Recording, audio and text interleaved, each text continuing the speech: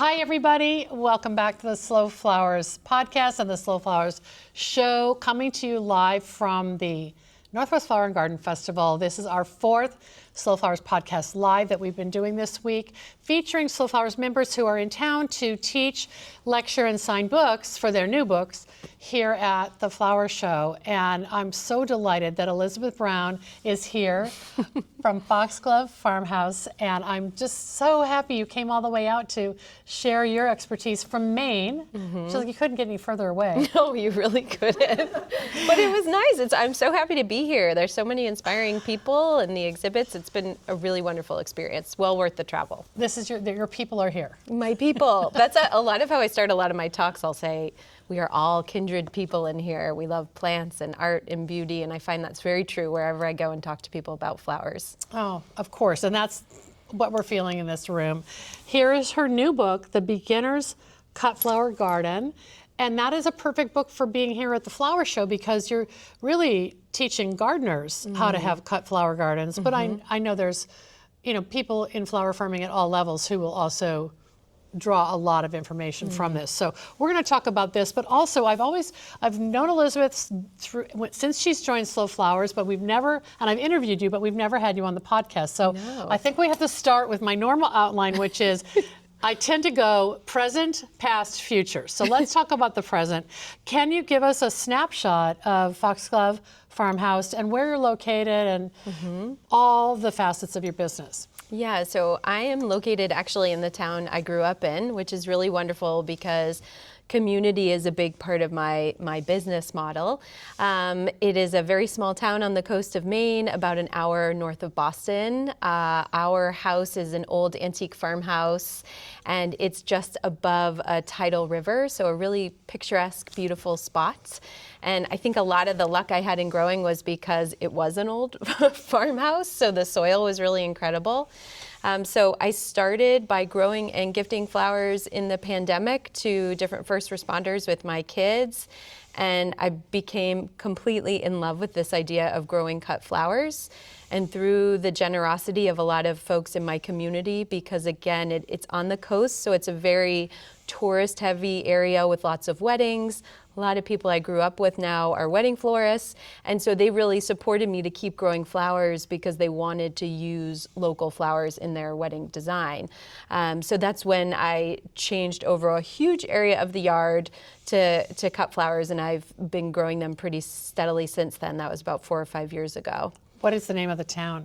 York, Maine. Okay. Yeah. Wow, that's a great story. When you said you started growing in your own garden, what is the size of that garden? And I mean, is it people can relate to it like a residential scale? Yeah, so I would say I grow in about a 1/4 acre. Okay, very relatable then. Yeah, and I grow a lot of things that are cut and come again that I think wedding florists especially like knowing there's someone local. If a shipment doesn't come in on time or they need a few little things, I'm very open about having them pop over and cut flowers they like. And also, because I'm growing on a smaller scale, I can grow things that are a little bit more unique, I'd like to say. Yeah. So I like to trial different things that maybe they'll come over and it'll catch their eye to experiment with something. Wow. So your market is wholesale to florists, and then what other channels are you selling through? Floral CSA program, which is pretty successful. I usually do about 4 to 5 week blocks of about 25 subscribers. So that is sort of my base core group. And then I also, as you know, have a job working as a resident gardener at a resort. And so some of my flowers go through that as well if I want to supplement what I'm growing up there for the guests. That's kind of how you and I first connected, because we did a story about that a couple years ago for Slow Flowers Journal, so we'll talk about that. What were you doing before the pandemic? So I still do it. I am an audiologist, so I work with patients with hearing loss, and part of why I started growing flowers was because so many of my patients were incredibly isolated during the pandemic. A lot of them because they required so much information, supplemental communication information from lip reading, that when everyone was wearing masks, they really felt isolated. Yeah. And so I started bringing flowers into work as well. So I still do that part-time, and I really appreciate it. I do a lot of the clinical stuff, but also I love having conversations with my patients about my garden and their garden. And I feel like I learn a lot from people in my community through that as well. Ask a busy woman to do one more thing, right?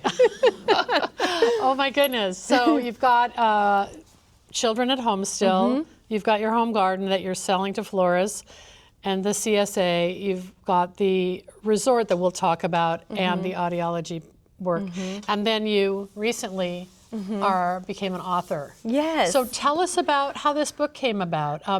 Is it based on the workshops that you've been doing for the last several years? Yes. So one of the things I found when I started growing cut flowers was I sort of had to scour the internet in all different places to get really beginner-friendly information.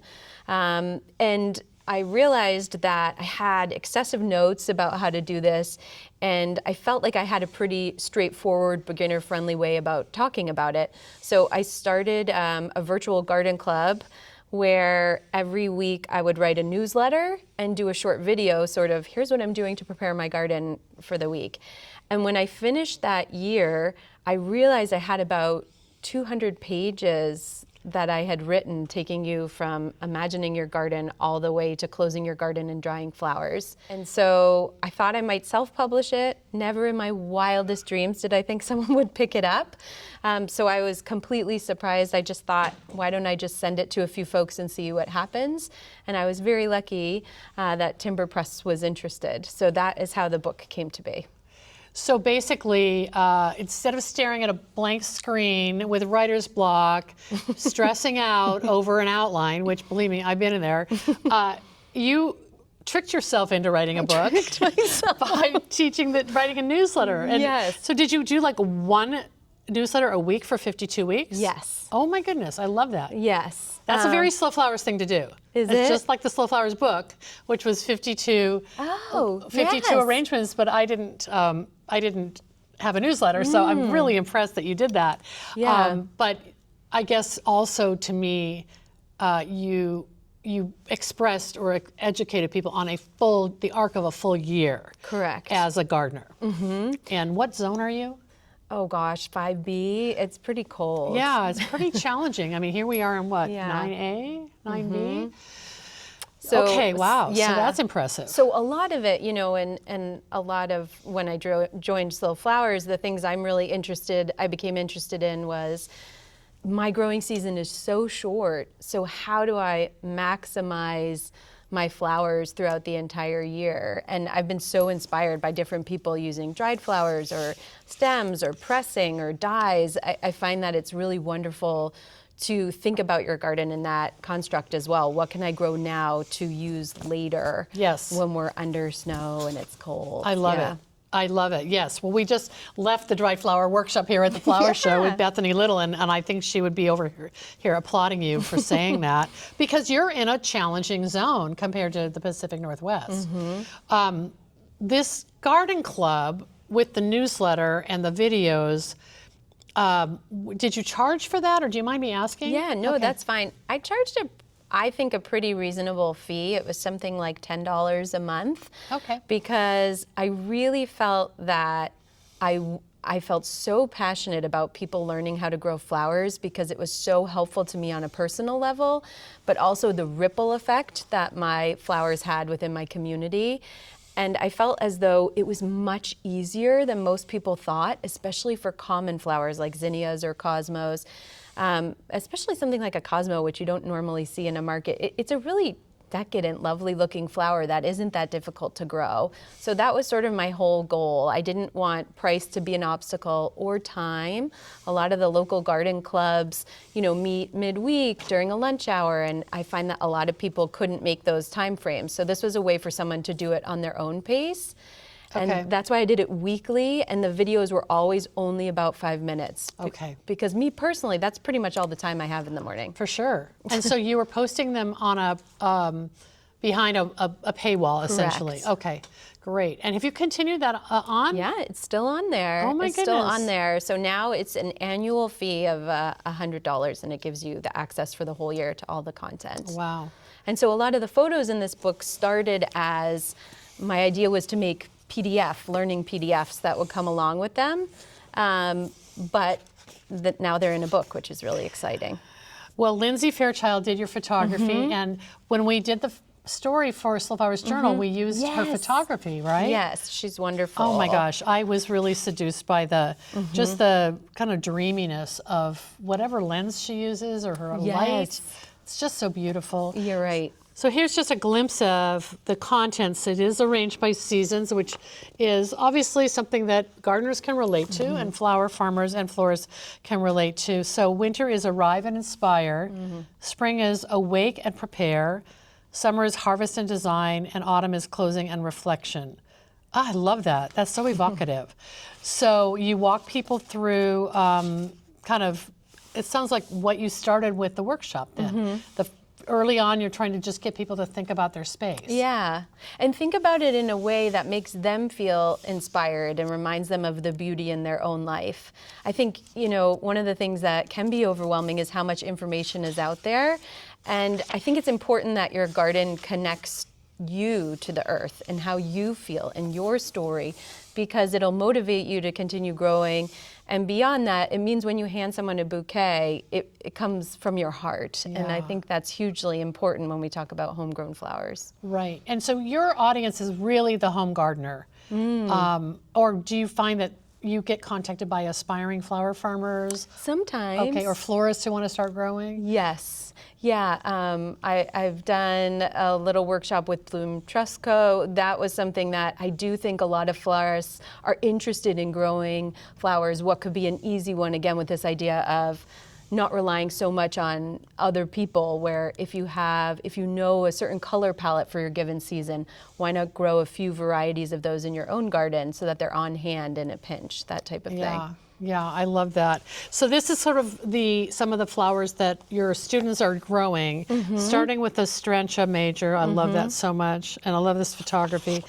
And then going all the way to, what's the zinnia, I guess, right? Yeah, we do the perennials and then the annuals and kind of flow through, yeah. Obviously, I was looking at that upside down. There's a lot of references in here. Oh, yeah. There's a lot of flowers. These are all my favorites. Oh, this makes me just want my garden back. I know. Well, you'll get it soon.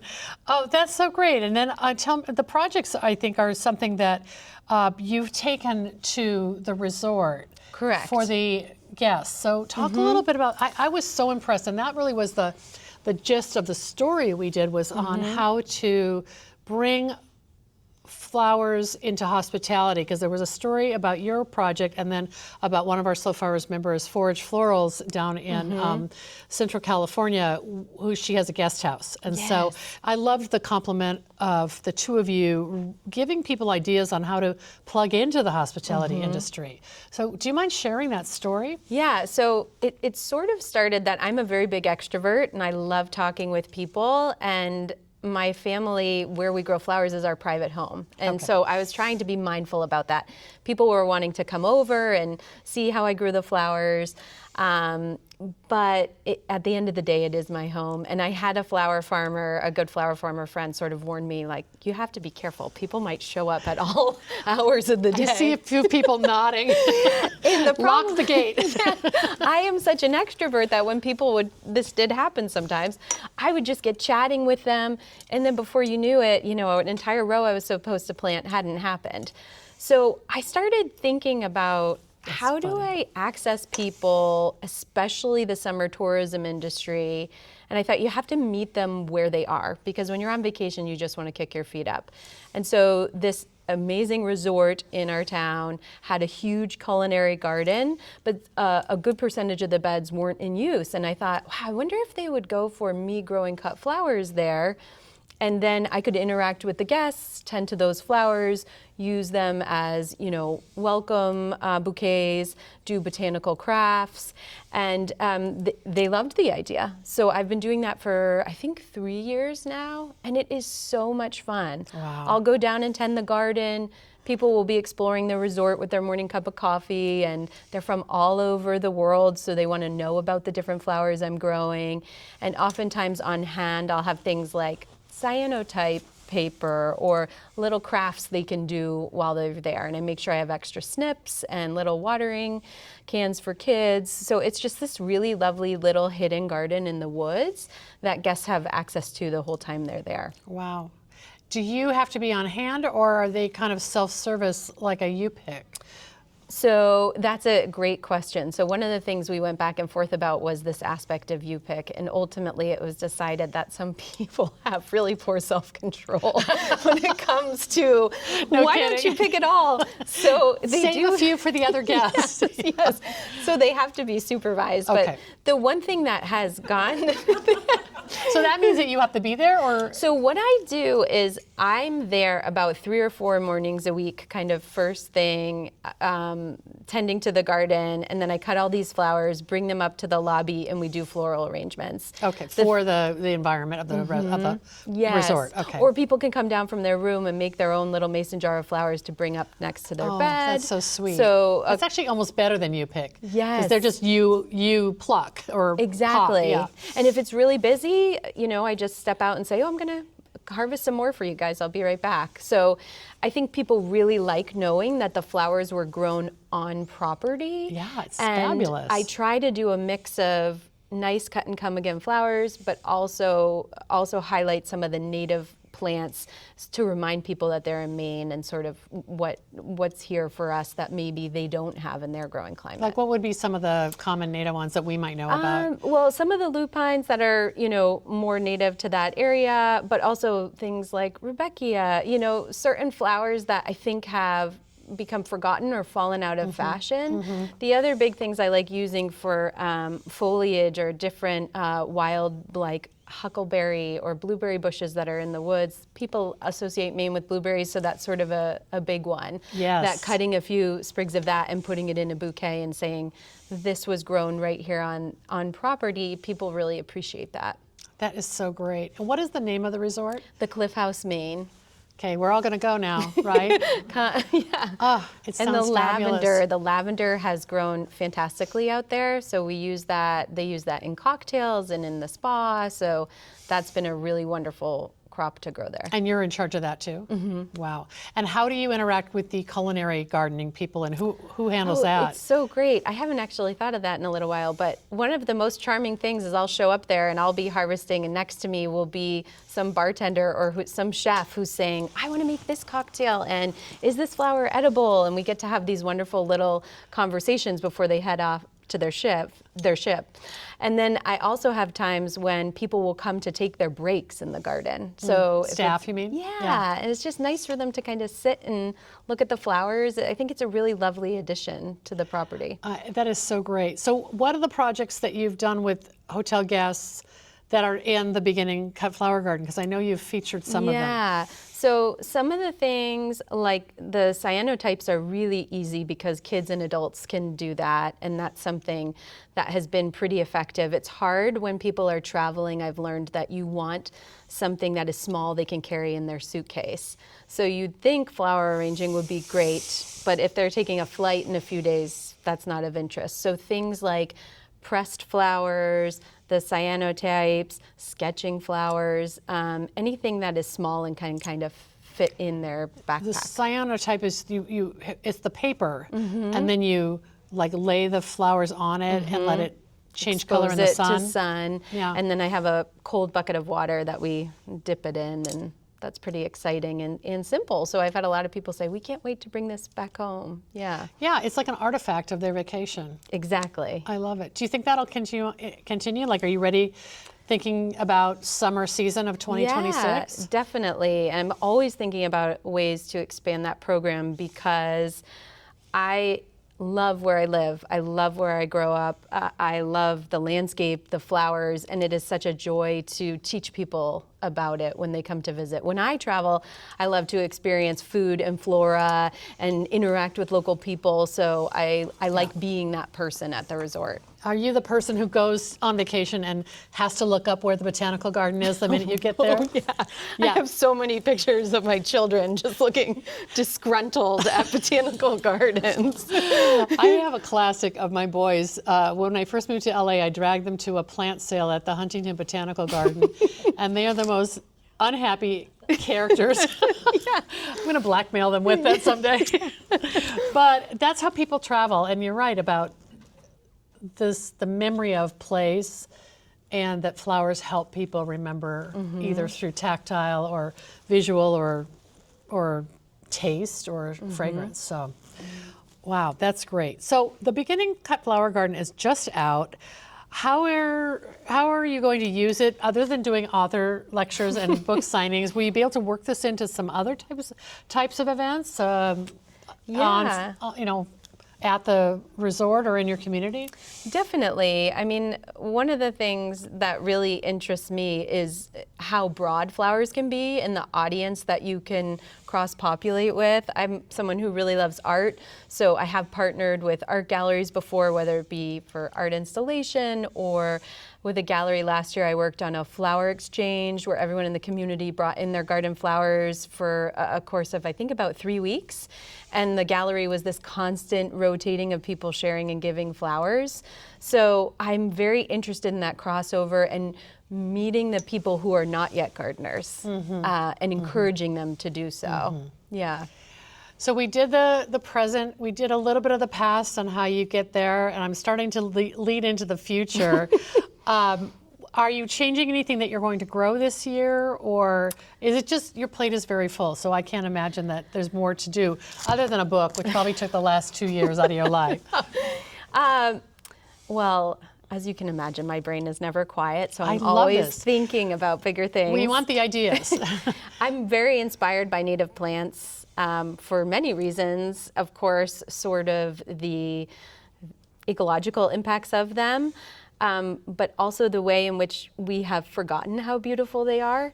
And so that is a project I've been working on. I sort of slowed down a lot of my cut flower production so I could begin to trial different natives as cut plants. And most of them are taking a while to come on and sort of sort that out. Yeah. I've interviewed several people around the country, Slow Flowers members.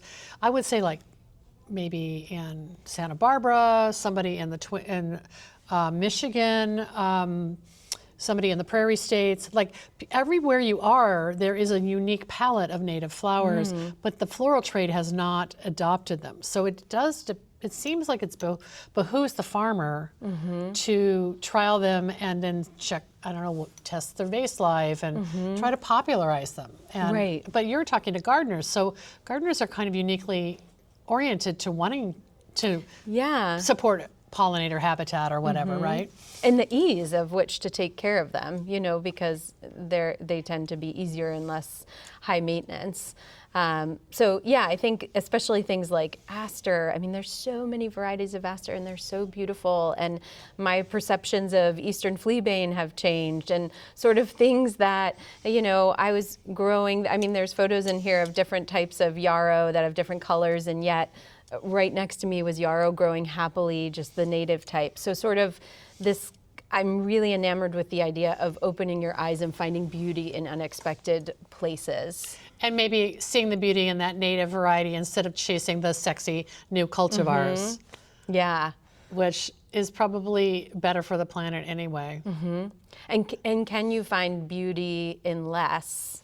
I mean, there's something so gorgeous about a single flower in a vase, and if you place it in the right spot, right next to your bedside, it can be so meaningful. Well, you have this laboratory at the resort. Yeah, exactly.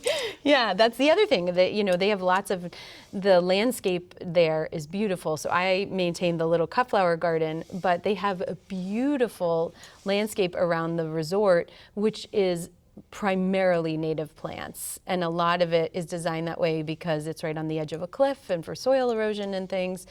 But I think being in that atmosphere sort of inspired me, and people visiting there were very curious about all the native plants. So do you cut from that part of the landscape or Sometimes, for the arrangements? Okay. Yes, when no one's looking. Yeah. I know you do it with very, very much of a caring approach, and you're not denuding the plants. No. Yeah. I love it. Elizabeth, I'm so inspired by what you're doing and the fact you've kind of built this life that fits your family and fits your interests, and also you're so committed to community and being a Maine girl. I love that. What have I not asked you that you want to make sure we touch on? Anything I've overlooked? I don't think so. I think I just want to say thank you. Because of the Slow Flower Society, I'm able to, when people inquire, do I do weddings, because they like the ethos of how I'm growing, it's really wonderful to say, I may not be the right person for you, but here is a list of people who do. And I feel like that list is growing, and it's a conversation that I have over and over again at the resort. So I think it's great that you have this space for the people who feel really strongly about it to connect. And I do think it's the way of the future for sure. I agree. That's a good point. You've got people from other parts of the country, and you can send them to find a Slow Flowers member in their community. I do a lot. Thank you. Well, I want to open this up to questions if you're open to that. Sure. I think people might have a few. Raise your hand, and if you have a question, I will repeat it so we can get it on to the recording. So you're curious about different native plants that have sort of piqued my interest besides the aster. Sneezeweed? Sneezeweed? Such a funny name. Do you know the botanical name? I think it's helium. I can't remember it off the top of my head, but it's this, these. Helenium? Yes. Helenium, okay. I have to say, I said this in my talk this morning, I called cafe au laits cafe lattes for the longest time, and peonies, peonies. I love you for that. I know the flower, I love it, but I need to get better about the fancy names. But really tall stems. Do you have a photo of it there? Yeah. Yes. Yeah. Little yellow center, little bright petals. Yes.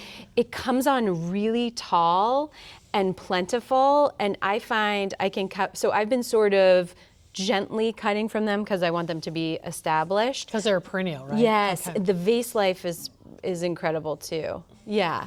So that's definitely one that I never really knew about. And different because of the aster and the goldenrod coming out at the same time. Like goldenrod is one that I feel like a lot of people don't think of. They think of it as a weed. Right. Especially if you cut it when it's just in bud, then you get a long base life. Exactly. Wow. Yeah. So I've been trialing different things and also asking florists to kind of take a look and see what they like to sample it. I love that. Yeah. I think someone had a question over here. How Yeah. did you approach the Cliff House and ask them to accept your organic standards? So the way I approach them, I find flowers are very visual. So I made it a visual PDF in which I said, here's your property. Here is the aesthetic I would like to go for, this mix of Maine, and I put in a bunch of paintings from the area that I felt really spoke to the landscape itself. Oh, wow. And it could be as simple as a cut flower garden, or we could integrate all these botanical programs as well. Botanical programs such as X, Y, Z, and I showed photos of doing that with other people. So I think pitching in a visual way for something as stunning as flowers is really important. And I just used Canva to do that, just plugged in my little flowers on the PDF. It's a great question about the organic thing, because I did feel like I came in and was like, this is how I'm doing it. I'm gonna take some seaweed from the rocks and throw it in the garden, and I don't want you putting anything on here that isn't organic. And then it became this idea of, hey, we can tell a really beautiful story about sustainability if the chefs in the kitchen are giving me lobster shells to crush up and make into a foliar spray. And so now you have this whole sort of relationship in which it's not just about growing flowers, it's about using food waste. So they use a local company to compost all the food waste at the resort, and we put that back in the garden beds. So I think many resorts are getting educated on the fact that telling a green story, not only is it good, but it is really appealing to a tourist, I think, if they find out, ooh, wow, this is being used to fertilize the garden and my food waste is going here. Most consumers like that story being built in. Wow, that's beautiful. I think it wasn't like a ultimatum you gave them. You just kind of seduced them with the idea that they're going to look like heroes by doing this. And how you can save money. You know, we don't need to. We live on this beautiful, I mean, they have a lot of land there, so there are so many things on property that we can use to enhance the gardens, and it'll be less expensive in the long run. Yeah, it's like a biodynamic approach. I love that. It meant one of the things the first year there hadn't been a fence because the deer hadn't yet found the garden, and then they did. They always do. So they always do. So they ended up, you know, having to put in a fence, which is quite expensive.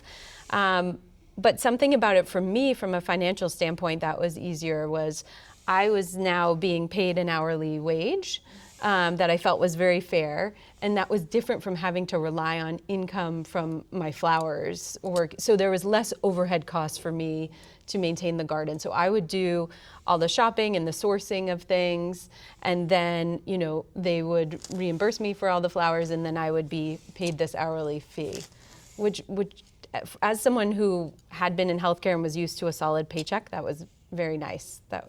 A follow-up on that is, are you able to have basically a hybrid business now with flowers in your home garden and flowers at Cliff House? And then do the flowers blend together for some of your CSAs, or do you try to keep them segregated for? They're definitely segregated. Okay. So some of my flowers, I try to grow similar things at my house so that if the activities at the resort I need more flowers, I know I can pull them from my garden. But I never take from the hotel garden. Yeah, that's the line. They know that that's for them. Correct. Yeah, I love it. I love it. And you're doing this all by yourself? Do you have any help? Yes, I'm doing it. The question is, are you doing it all by yourself? Yes, I am doing it all by myself. I really love it. I don't know, I think I am a workhorse, I will say that. I grew up, you know, when I was in college, I worked 3 jobs. When you live in a really seasonal community, you guys probably all know this because most of you are growing flowers. But, you know, my mom worked 2 jobs when I was a kid. She was a school secretary, and then she'd come home and make us dinner and go out and wait tables. Like, that is just, I think, how Mainers are as well. They're kind of, everyone's working or doing something. And it gives you flexibility, you know, because of course the winter is so very long that so for 6 or 7 months of the year, I'm not doing that.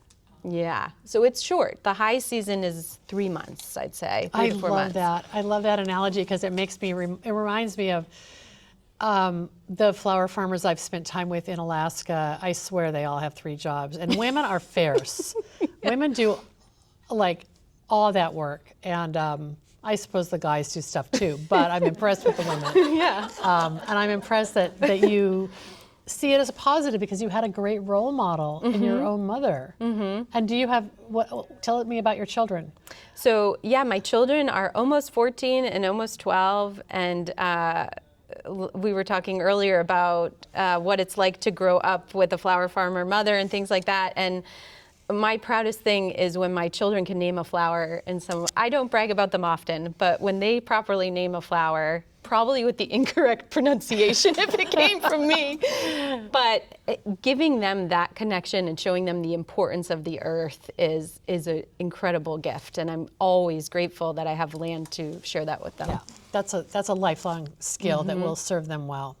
I love it. I think this is something that I had to come to in middle life, but I always felt like I needed to be invited to the table. When I first started doing things with flowers, I thought, who am I to really teach people about this? I'm just a woman playing around in her backyard. I do not have a college education in horticulture. This is not who I am. But I think if you're passionate about something and you have something to say, then you should say it. And you should never be afraid to put yourself out there. I cannot believe how many times I have put myself out there. I mean, when you wrote about me in Slow Flowers, I think I just sent you an email, sort of like, hey, I think this would be a great story for your members. And you said, yeah, I think so too. I wish more people would do that. Yeah, you feel silly. I just love that, you know, but also I will say, when you described approaching the resort, it is sort of how you approached me and probably how you approach publishers. You had this visual package, and we're such a visual industry right now. Yes. And you had the skills to even use a product like Canva to put a PDF together. Hey, that's amazing, because it does some of the heavy lifting for you. You don't have to do it all yourself. Yeah. So, it's but I true. love what you said about just who am I? You are someone with information to share and with a heart to share and knowledge to share. I think that's a good takeaway for all of us, right? Yeah, don't be afraid. Like if you have something, I think of how many times I sat on my hands about either writing or photography or things like that, and it was probably the permission was always there for me to do it. I just needed the guts to go forward. So I think deciding that you deserve a spot for sure. Yeah. I love that. Yeah, there's room at the table. Yes, And always if, room. And if the seat's not there, you just kind of shimmy on Make in, it. right? If you're a Mainer, you build that seat. Of course. I love that we've learned Mainer. That term. A term. I didn't know that. Elizabeth, this has been so Thank you. rewarding for me to spend time with you, and so rewarding to share it with our friends in the audience. You guys, this is like our beta Thank you. test, and I'm so inspired. Thank you for having me. I'm so happy this worked out. I am too. Congratulations you. on the Beginner's Cut Flower Garden. Grow, nourish, and create bliss year-round. How special. Hopefully people can find this at your favorite local independent bookseller. Yes, love him. Okay, we're going to wrap up. Thank you guys so much, and thank you, Elizabeth. Thank This you. has been Thank fabulous. you for having me. This was great. I'm so glad. fun we could do it in person. I know, right? It just worked out great. Thanks for coming great. to Seattle. Yeah, it was great. I want to come back. Okay, great. Yeah. Well, we're going to just... Thank you, everybody. Nice to meet you all.